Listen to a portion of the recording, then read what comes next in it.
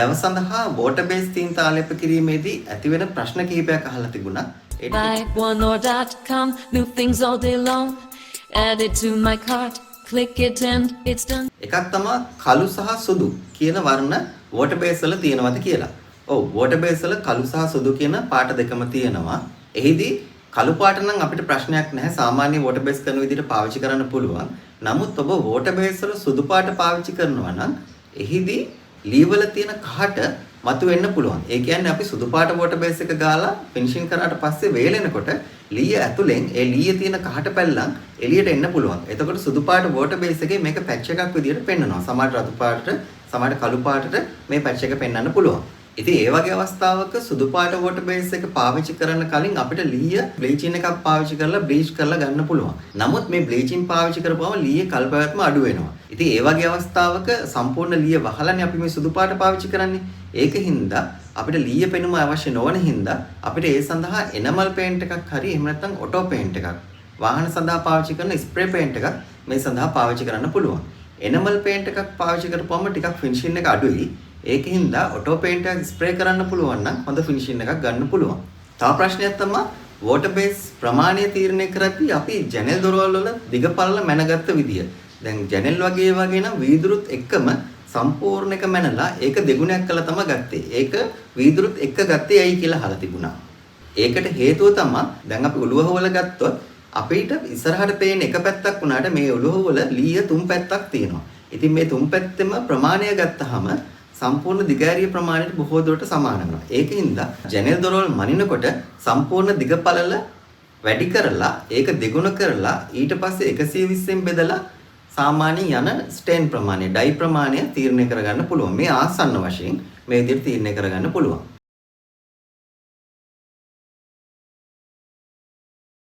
ඒ වගේම තමයි water base dye එකේ coverage එක වර්ග අඩි 120ක්ද කියලා අහලා තිබුණා. සාමාන්‍යයෙන් 80ත් 120ත් අතර ප්‍රමාණයක coverage එකක් තියෙනවා. කෝඩ් දෙකක් ගන්න පුළුවන්. මෙහිදී ලීයේ මතු පිට වනුව තමයි තීරණය වෙන්නේ. තේක්ක වගේ අරටුව සහිත ලීයක් ගත්තොත් ඒ ලීයට යන ඩයි ප්‍රමාණය අඩුයි. ඊළඟ ප්‍රශ්නය තමයි පොටි පැච්. දැන් අපි ලීයට දාන පොටි එක ඇත්තටම ලීයේ පාටම එන්නේ නැහැ. සමහරට තේක එකට තේක පොටි එකක් දැම්මොත් ලීය සමහරට ලා වෙන්නත් පුළුවන්, තද වෙන්නත් පුළුවන්. පොටි පැච් එක සමහරට ලාවට පෙන්වන්නත් පුළුවන්, තදවට පෙන්වන්නත් පුළුවන්. බොහෝ වෙලාවට මේ වගේ අවස්ථාවකදී කරන්නේ ලීයේ පාටට වඩා පාට ටිකක් වැඩි. තද පාටකින් පැච් එක දානවා. එතකොට water base stain එක ගාලා ෆිනිෂින් වුණාම අර පැච් එක පේනවා. නමුත් ටිකක් තද පාටින් පේන්නේ. දැන් ලීයට වඩා පාට අඩු එකක් පැච් එක දාන්න පාවිච්චි කරොත් වෙන්නේ ෆිනිෂින් වුණාම ලී ඇතුලෙන් අර සුදු පාටට පැච් එක පෙන්නනවා. නමුත් තද පාටින් පැච් එක පෙන්නනකොට ඒක නිකන් ලී අරටුව වගේ වැඩි අවධානය යොමු නොවන විදිහට බැලන්ස් කරගන්න පුළුවන්. ඊළඟ ප්‍රශ්නේ තමයි water base එකද කලින් කරන්න ඕනේ, ටයිල් කරන එකද කලින් කරන්න ඕනේ කියලා.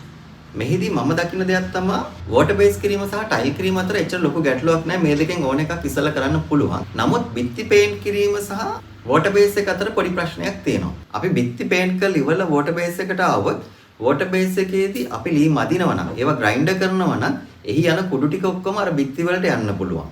එහිදී අර පේන්ට් කරලා තිබ්බ බිත්ති ටික ඔක්කොම අර ලී පාට හැරිලා ලී කුඩු පාටට හැරිලා සවුත් වෙලා යන්න පුළුවන්. ඒකින්ද ඒක නිසා ලී ග්‍රයින්ඩර් කරනවා නම් ඒ ටික ඔක්කොම කරලා ඉවර වෙලා තමයි බිත්ති පේන්ට් කර ගැනීම කරන්න ඕනේ. අවුව වැස්ස වෙනස් වීම අනුව මේ දැවවල වෙනස් වීම. ඒ කියන්නේ සමහර කාලවල අවුව කාලවල දැවවල පොඩි හිදසක් මතුවෙනවා. වැස්ස කාලවලදී දොරවල් channel අරින්න බැරි වෙන්න තද වෙනවා. ඒකට මොකද කරන්න පුළුවන් විසඳුම කියන එක. ඉතින් ඒ සඳහා මම හිතන්නේ අපි දොර channel හදන්න ගන්න දැව, ඒ කියන්නේ ලී සහ ලෑලි පදම් කරලා ගත්තා නම් හරි ආකාරයට පදම් කරන තැනකට ලබා දීලා ඒක හරි විදිහට පදම් කරලා ගත්තා නම් මේ ප්‍රශ්නේ ටිකක් අඩු කරගන්න පුළුවන්. ඊළඟට බලමු මේ water base වල මොනවද තියෙන පාට කියන එක. මූලිකවම තියෙනවා ලාස්ටික්, බර්මටික්, මහෝගනි, වෝල්නට්, බ්ලැක්, වයිට් කියන මූලික වර්ණ කීපය තියෙනවා. ඊට අමතරව සමහර බ්‍රෑන්ඩ්ස් වල ඩාර්ක් වෝල්නට්, ඩාර්ක් මහෝගනි, ඩාර්ක් ටීක් ඒ වගේ මේ සාමාන්‍ය පාට වලම තද පාට කීපයකුත් ගන්න තියෙනවා. ඒ වගේම තමයි අපිට මේ water base dye කියන්නේ stain එක අපිට අවශ්‍ය නම් ලා කරගන්න, තද කරගන්න, ඒවා මිශ්‍ර කර ගැනීම කරන්න පුළුවන්. සාමාන්‍ය තේක කියන පාටට අපි ගොඩක් වෙලාවට ගන්නේ බර්මටික් කියන එක. ඉතින් මේ බර්මටික් එක අපිට පොඩ්ඩක් ලා කරගන්න ඕන නම් ලාස්ටික් කියන එකෙන් චුට්ටක් දාලා ඒ පාට අඩු කරගන්න පුළුවන්. පොඩි කහ ගතියකට ගන්න පුළුවන්. ඒ වගේම තමයි බර්මටික් එක තව පොඩ්ඩක් තද කරගන්න ඕන නම් අපිට වෝල්නට් ටිකක් දාලා ඒකේ පාට පොඩ්ඩක් තද කරගන්න පුළුවන්. ඒ වගේම අපි හිතමු බර්මටික් එක අපිට පොඩ්ඩක් රතු පැත්තට යන්න ඕන කියලා. ඒ රතු වර්ණය වැඩි කරගන්න ඕන නම් අපිට පුළුවන් මහෝගනි චුට්ටක් දාලා රතු පැත්ත වැඩි කරගන්න. ඒ වගේම තමයි කළු පොඩ්ඩක් දාලා අපිට මේ වර්ණ ඕනම එකක් තද කර ගැනීම කරන්න පුළුවන්. නමුත් මෙහිදී කළු වර්ණය වැඩිපුර මිශ්‍ර කරොත් වෙන්නේ අර තියෙන මූලික වර්ණය කැපිලා යනවා. ඒ කියන්නේ අපි ලී එක ගාපුවාම තේක්ක පාට තේක්ක විදිහට පොඩක් මතුවෙලා ඉන්න ඕනේ. නමුත් අපි කළු ගොඩක් දැම්මොත් පාට තද වෙනවා තමයි. හැබැයි අර අපි මූලික බලාපොරොත්තු වෙන තියෙන වර්ණයේ තියෙන එළිය ගතිය නැති වෙනවා. ඒකින්ද කළු වගේ එකක් මිශ්‍ර කරනකොට බොහොම පොඩ්ඩක් මිශ්‍ර කරන්න. ඒක පොඩ මිශ්‍ර කරලා Tamanට අවශ්‍ය ප්‍රමාණයට ඇඩ්ජස්ට් වුණාට පස්සේ සාම්පල් එකක් විදිහට ලී එක ගාලා ඒක වේලෙන්න තියලා දෙවෙනි කෝට් එකක් ගාලා බලන්න වර්ණය හොඳයිද කියලා. එහෙම නැතුව එකවරම කළු ගොඩක් දාන්න එපා. ඒ වගේම තමයි වෝටර් බේස් වල සුදු වර්ණය. සුදු වර්ණය පාවිච්චි කරනකොට ටිකක් පරිස්සමෙන් කරන්න ඕනේ. මොකද තේක්ක වගේ කහට පිපෙන ලී එක නම් මේ සුදු වර්ණය ලේසියෙන් ගන්න බෑ. ඒ සඳහා විශේෂිත වූ ප්‍රයිමර් වර්ග සමහර රටවල සමහර බ්‍රෑන්ඩ්ස් වල ඉන්නම් තියෙනවා. නමුත් ලංකාවේ ඒ වගේ ප්‍රයිමර් එකක් නම් මට හම්බෙලා නැහැ. සමහර වෙලාවට ලීය බ්ලීච් කරනවා. ලීය බ්ලීච් කරලා ඉවල බ්ලීචිංగ్ ඒජන්ට් එකක් පාවිච්චි කරලා බ්ලීච් කරනවා. බ්ලීච් කරාට පස්සේ අර තියෙන කහට සහ ලීයේ තියෙන වර්ණය නැති වෙලා යනවා. ඊට පස්සේ අපිට ඕන වර්ණය ආලේප කරන්න පුළුවන්. නමුත් ඇතැම් විට බ්ලීච් කරත් අර කහට මතුවෙන එක එන්න ඉඩ තියෙනවා. ඒ වගේ තමයි අපි ලී එකටත් බ්ලීචින් පාවිච්චි කරපුවාම ලීයේ තියෙන අර ස්වභාවික ගුණාත්මක භාවය අඩු වෙනවා. ඒකෙන්ද බ්ලීචින් එකක් පාවිච්චි කරනකොට ටිකක් පරිස්සමෙන් අවුවස්ස වැටෙන තැනක වගේ තියෙන ලී වලට ගොඩාක් දුරට බ්ලීචින් පාවිච්චි කරන්න එපා. ඉතින් මේ ප්‍රශ්න හින්දා සුදු වර්ණය පාවිච්චි කරන්න හිතෙනවා නම් වෝටර් බේස් එකකට වැඩිය වෙනත් පේන්ට් එකක් එක්කෝ NC පේන්ට් එකකට හරි එහෙම නැත්නම් එනමල් පේන්ට් එකකට හරි යන එක වඩා සුදුසුයි කියලා මම හිතනවා. ෆිනිෂින් එක වැඩිපුර ඕනේ නම් ඔටෝ පේන්ට් එකක් NC ස්ප්‍රේ පේන්ට් එකකට ඔටෝමේටික් පේන්ට් එකකට වගේ ගිහිලා ෆිනිෂින් එක වැඩිපුර ගන්න පුළුවන්.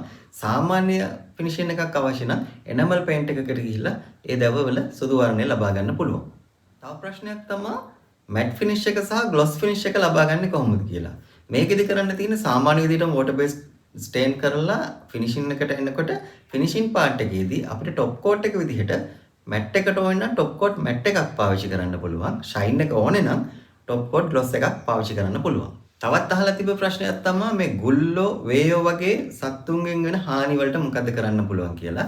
මෙහිදී අපිට දැව ආරක්ෂක wood preservative එකක් පාවිච්චි කරන්න පුළුවන්. ඒක පාවිච්චි කරලා දවස් දෙක තුනක් වේලෙන්න තියලා ඊට පස්සේ තමයි ඊළඟට මොන හරි ගාන වෝටර් බේස් එකක් හරි NC එකක් හරි ඕන එකක් ගන්න ඕනේ. ඒ වගේම තමයි දැව ආරක්ෂක එකක් ගාලා මාස ගාණක් තිබුණොත් ඒ දැව ආරක්ෂකවල තියෙන සැර වාෂ්පෙල අයින් වෙනවා. ඒකින්ද දැව ආරක්ෂක ගාලා සතියක් වගේ ඇතුළත කාලයකදී ඊළඟ කෝටින් එකට යන්න ඕනේ. සීලිං වලට පාවිච්චි කරන ලුණු මිදැල්ල වගේ ලී වලට වෝටර් බේස් එක සුදුසුද කියලා අහලා තිබුණා. මෙතනදී ප්‍රශ්නේ එන්නේ වෝටර් බේස් එක ගාන්න පුළුවන්. නමුත් අපිට ගාන්න පුළුවන් ප්‍රමාණය, ඒ කියන්නේ කවරේජ් එක ආවරණය කරන්න පුළුවන් ප්‍රමාණය ගොඩක් අඩු වෙනවා මේ ලී වලදී. දැන් තේක්ක වගේ අරටුව සහිත ලීයක් ගත්තොත් අපි මොන හරි වතුර වගේ දෙයක් ඒකට දැම්මොත් ඒකට උරා ගන්න ප්‍රමාණය ගොඩක් අඩුයි. නමුත් ලුණු මෙදල්ල වගේ එකකට වතුර ටිකක් දැම්මොත් ඒක ගොඩක් උරා ගන්නවා. ඉතින් ඒ වගේම තමයි අපි ලුණු මෙදල්ල ලීයක් වෝටර් බේස් කරන්න ගියොත් වෝටර් බේස් ඩයි එක ස්ටේන් එක ගොඩක් අවශ්‍ය වෙනවා මේ ලීයට උරා ගන්න හින්දා. එතකොට අපිට ලොකු වේදමකට යන්න වෙනවා. ඉතින් ඒ වගේ සීලිමක් වගේ එකකට අවුව වැස්සෙන් ලොකු හානියක් නොවන හින්දා අපිට පුළුවන් සීලර් එකක් පාවිච්චි කරන්න. ඒ වගේම varnish එකක්, එහෙම නැත්නම් wood finish එකක් ඒ වගේව පාවිච්චි කරලා ඒ ලීය නිමා කරගන්න පුළුවන්. තව ප්‍රශ්නයක් තමයි සීලිං ලී වලදී ඔය ලුණු මිදැල්ල වගේ ලී වලදී අපිට පල්ලෙහාට පේන පැත්ත විතරක් නෙවෙයි අනිත් පැත්තටත් කෝටින් එකක් ඕනේද කියන එක. ඒක ඇත්තටම ගන්න පුළුවන් නම් ගොඩක් වටිනවා. අපිට දැව ආරක්ෂක එකක් අනිවාර්යයෙන්ම ගන්න දෙපැත්තෙම ලීයේ. ඒ වගේම උඩ පැත්තට අපිට පේන්නේ නැති පැත්තට පුළුවන් නම් සෑන්ඩින් සීල කෝට් එකක් හරි ඇලුමිනියම් වුඩ් ප්‍රයිමර් කෝට් එකක් හරි ගාලා තියන්න. එතකොට ලීයට වෙන හානිය ගොඩක් අඩුයි. මොකද වහලෙන් සමහරට තෙත ගතිය එන්න පුළුවන්, පිනි වගේ එන්න පුළුවන්. ඒ වගේ දේවල් හින්දා ලී එකකට සවුත් වෙන්න පුළුවන්. අපි ඇලුමිනියම් වුඩ් ප්‍රයිමර් එකක් හරි සෑන්ඩින් සීල් එකක් හරි ගාලා තිබ්බොත් ආරක්ෂාවක් එනවා එතනදී. තව ප්‍රශ්නයක් තමයි අලුතින් සාදන ලද ජනෙල් දොරවල් සඳහා වෝටර් බේස් කරන එකද හොඳ නැත්නම් වෙනත් ආලේපන එකට යන එකද හොඳ කියලා අහලා තිබුණා. වෝටර් බේස් දේවාලේපන වලට යනකොට අපිට වාසි තුනක් තියෙනවා. එකක් තමයි අපිට මේක බ්‍රෂ් එකකින් ගාන්න පුළුවන්. අපිට ස්ප්‍රේ කරන්න වෙනම අවශ්‍ය නැහැ. ගෙදර ඉන්න කෙනෙකුට ගාන්න පුළුවන්. ඒක එක වාසියක්. දෙවන කාරණේ තමයි වෝටර් බේස් දවාලේපන අවුවැස්සට ඔරොත්තු දීලා යම් කාලයක් පවත්වාගෙන යන්න පුළුවන්. ඒ වාසියත් අපිට ගන්න පුළුවන්. තුන්වෙනි වාසිය තමයි මේ වෝටර් බේස් දවාලේපන අපිට නැවත ආලේප කිරීම මේන්ටේන් කරන්න පහසුයි. අවුරුදු කිහිපයක් යනකොට අවුවැස්ස තදින් වැටෙන තැනක නම් සමහරට වෝටර් බේස් එකත් සවුත් වෙලා තියෙන්න පුළුවන්. කලර් එක අඩු වෙලා ඒ වගේම টොප් කෝට් එක සවුත් වෙලා එහෙම තියෙන්න පුළුවන්. ඒ වගේ වෙලාවකදී අපිට කරන්න තියෙන්නේ 320 කොලෙන් යන්තම් මැදලා සාමාන්‍ය ගානට මැදලා අපිට නැවතත් අර ඩයි කෝට් එකක්, ඒ කියන්නේ ස්ටේන් කෝට් එකක් සහ টොප් කෝට් එකක් යන්නත් පුළුවන්. එහෙම නැත්නම් පාට ගොඩක්ම පිච්චිලා නැත්නම් අපිට පුළුවන් টොප් කෝට් එකට ස්ටේන් ටිකක් දාලා টොප් කෝට් එක කලර් කරගන්න පුළුවන්. එහෙම කරලා අපිට ඒ টොප් කෝට් එකෙන් කෝඩ් දෙකක් ගාලා නැවත අලුත් කර ගැනීම කරන්න පුළුවන්. මෙහිදී 320 වැලි කොලෙන් සාමාන්‍ය ගානට මැදලා තමයි මේ කෝටින් එක ගන්න ඕනේ. තවත් ප්‍රශ්නයක් තමයි සමහරලාට උළුව හුවල තියෙන ලී වෙන පාටක්, ජනෙල් පියන් වල තියෙන ලෑලි වෙන පාටක්. ඉතින් මේ වගේ අවස්ථාවක මෙතන වර්ණ දෙකක් අපි කොහොමද වෝටර් බේස් එකේදී එකකට හරවගන්නේ කියන එක. එක ක්‍රමයක් තමයි අපිට ලී සහ ලෑලි බ්ලීච් කරන්න පුළුවන්. නමුත් ඒක සුදුසුයි කියලා මම නම් කියන්නේ නැහැ. අපිට මේ ලී වල කල්පවත්මත් තියාගෙන මේ වැඩේ කරගන්න හොඳම දේ තමයි මං හිතන්නේ චුට්ටක් තද පාටකට යන එක. දැන් අපි හිතමු එක ලියක් කොස් අනික ලිය තේක්ක. ඒ වගේ අවස්ථාවක කොස් ලිය පාට අඩුයි තේක්ක ලිය පාට වැඩි කියලා හිතමුකෝ. අපිට තියෙන්නේ මේ පාට වැඩි ලීයට ගැලපෙන විදිහට කොස් ලිය සඳහා ස්ටේන් එක හදාගන්න එක. අපි හිතමු තේක්ක ලියට අපි ආලේප කරන්නේ බර්මටික් නම් අපිට කොස් ලියට පුළුවන් බර්මටික් එකට තව වෝල්නට් චුට්ටක් දාලා බර්මටික් එකම තද කරලා ගන්න. පොඩ්ඩක් පාට වැඩි කරලා ගන්න. එතකොට කොස් ලියේ කෝඩ් දෙක යනකොට කොස් ලිය ටිකක් තද පාට වෙනවා. අපි තේක්කලියට සාමාන්‍ය විදිහටම බර්මටික් එක පාවිච්චි කරන හින්දා ඒකේ වර්ණය ගොඩක් වැඩි වීමක් වෙන්නේ නැහැ. එතකොට මේ ලී දෙක ගොඩාක් දුරට සමාන කරලා ගන්න පුළුවන්. මෙහිදී ඇත්තටම අපි පොඩි සාම්පල් එකක් කරන්න ඕනේ. මොකද ලී කියන්නේ ස්වභාවික වර්ණ තියෙන්නේ. සමහරට අපි ගෑව පාටට වඩා ගොඩාක් වෙනස් පාටකට වෙනවා වේලෙනකොට. ඒකින්ද පොඩි සාම්පල් එකක් කරලා බලන්න ඕනේ. ඉස්සෙල්ලා එකකට තේක ගන්නවා. අනික එකට තේක සහ වෝල්නට් ටිකක් දාලා බලනවා. ඒ විදිහට පොඩි පොඩි කලර් ටිකක් වෙනස් කරලා ඕන බ්ලැක් චුට්ටක් දානවා. ඒ විදිහට වෙනස් කරලා මේ සාම්පල් එක කරලා බලන්න ඕනේ. එතකොට ගොඩක් ළඟට එන වර්ණේ තියෙනවනේ. අන්න ඒ වර්ණ දෙක ගලපලා ඒ විදිහට ආලේප කිරීම කරන්න ඕනේ. මේ වීඩියෝ එක දිග වැඩි වෙන හින්දා මෙතනින් මේ ප්‍රශ්න ටිකෙන් අපි නතර වෙනවා. තවත් ඔබගේ තියෙන ප්‍රශ්න ටිකක් බලලා ඊළඟට මම ඒකට උත්තර දෙන්නම්. Buy1more.com, new things all day long. Add it to my cart, click it and it's done.